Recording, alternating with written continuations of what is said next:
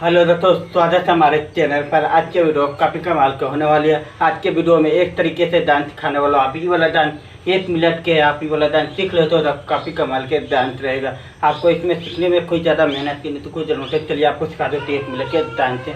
तो आपको ये वाला डांस सीख के कोई भी भक्ति गाना में कोई भी गा रहा है, माँ के दरबार में, भोला बाबा के दरबार में, कोई भी भगवान के दरबार में आप जाते हो तो ये वाला डांस कर सकते हो। बहुत आसान तरीके से आप भी कर सकते हो। तो चलिए आपको दिखा देता हूँ एक तरीके से डांस। तो आपको करने के आप आराम से खड़ा हो जाना, ठीक है। आराम से खड़ा होने के बाद एक पैर के आपको एक तरीके से रखना है, ठीक है।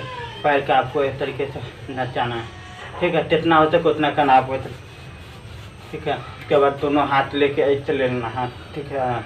आराम से चल लेना, ठीक है। आराम से हाथ आके ऊपर नीचे, फिर ऊपर, फिर नीचे, फिर ऊपर, ठीक है। उसके बाद कमर की आपको ऐसे घुमाना है, ठीक है। उसके बाद आराम से हाथ हरिए पहले, ठीक है। इस तरीके से करना है। तो चलिए एक बार भाग करके आपको दिखा देता हूँ।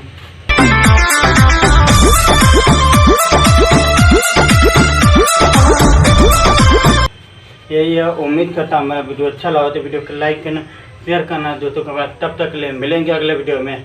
बाय।